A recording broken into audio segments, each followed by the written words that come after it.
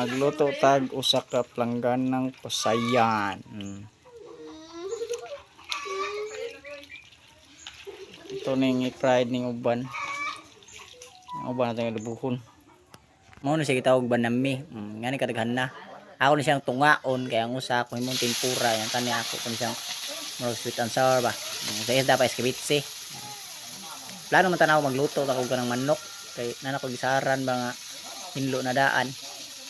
Manok tibuok. Nga ako lang bayran. Nga kaniabot man ako gangan nagdalag banami. Ano ning ipali yan akong giopiran nga. Ako sa iyahang banami. Ani ambit na punong ko gamay mo nga ako la puning gidali-dali dire kay udto naman yan napako estudyante. Oh. Banami ni siya sa fish pond. Kay nag-harvest man og banami ang igsoon sa kumpares, yang maguwang. Nagitumod pud siyang papa. Dire sa Minlan ba.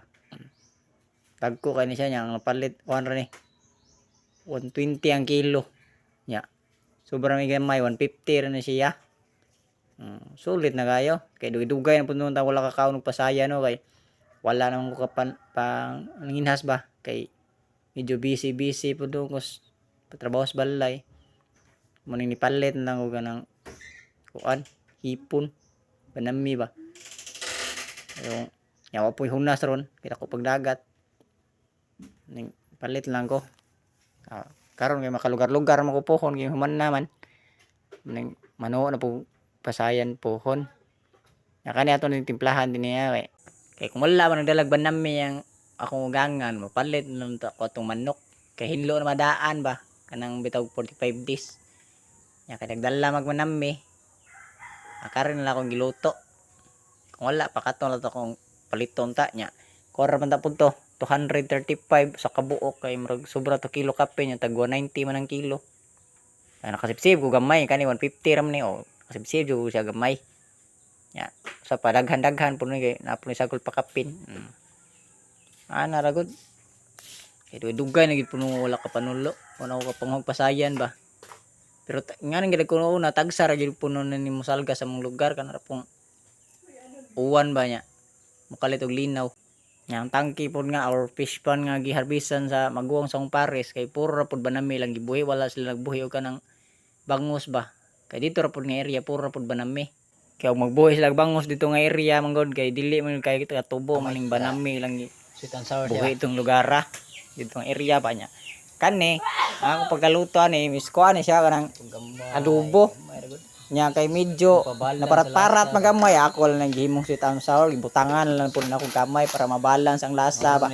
Kay medyo naparat-parat gyud siya kay nadaghan ginaog tuyog yabbo bitaw. Wala na ko na-estimate ba. Pero pag tilaw na ko na okay lang gid puno ng lasa na balance na siya kay dili na kay imong tamis moro na siya isa bitse pero nagid diha pud sa ikon gamay. Ana ra ampoy magbot kay akong nagluto. Magatong ikramo sila kay ako may muluto. Wa lawan sa it's my kon gyapon. Desisyon ba. Ana ra gud. Ato lang ni kon gamay tabunan. Ito na paluto-lutoon gamay. Yang kaning sobra dire ato ning hinluan ang tangon tong panit ug ang ulo kaya ato ning himong tempura ba kana bitong sa kon kanang mga restaurant nga mo tempura ba yan pug koy kanang crispy fry ako lang butang nito kaya ako sa nang hinay ginlo din kay medyo ubay-ubay pud niya lami man tani siya kilawon niya kay medyo no kuan man siya sa ice good nang wala na ice ba muna ako lang siya tempurahon.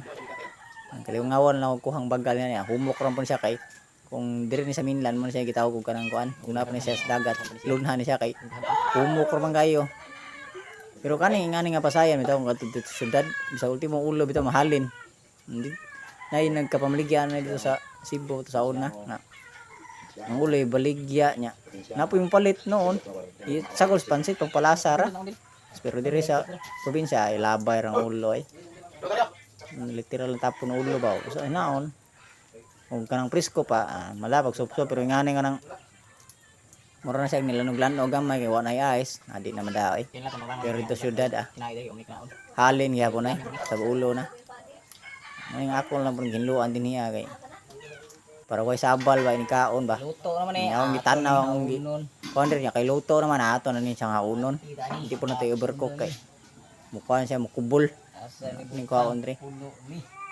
Awa na no naglisod na kuno kay puno-puno na sa kuan nga ang ilaw mo gani gipapinisingan mo guna ko mo ang mga kahoy ibutan ko sa babaw mo nagkuot ang butanganan sa Kaya na po siya ulam. kaliro kalaha. Napo itak ang nina kay napo na sobra pagbuntag sudan. Air tissue na rin na. Aragod. Kaya wala pa po na ako papinisingan ang kanang ubang mga kahoy ako nabutang ilaw. Ya kay man naman ko kuha na matik na ato nang ipainit ang kaha kay ato na pong ilunod ang atong tipura. Pura ka diskarte ba. Nga na ragod. Sige nga na ka simple. Tipura na siya. Wala na ako siya natuslog kuha na itlog. Kinahutan ko itlog. Wa ko nahutan ko itlog. Kita pula na ko kuha dito sa mga lumluman ba. Kaya wala ko katod asa nag-itlog ng mga manok. Maning wala na ako nabutang itlog. Ako na siyang semi prito pero butangan ako siya crispy fry. Abuto lang ako dang ngayon. Mura siya golden brown na tipura am tanay niya. Kani dikit man but na unsa na siya. Ako lang po ning kay okay noon kinahubsan mo ng mantika noon. Pero nindot gyud hapon sa tanawon no. Tempura lang siya. Ano ngaon din niyo. Na matik na.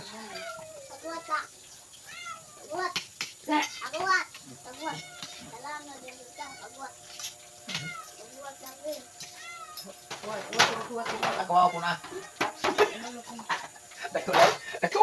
Dako ko kayo ra. Hindi, udah taruh puno tadi. Puno naman to kayo. Buat ko miming ko. Tay pa saya ni Inday. Di mo tayo bukan ba? Ba ay, Mario mamingon nga nga. Pak. Ay, ugang ta ke. Nalok tunggu ko. Tolong.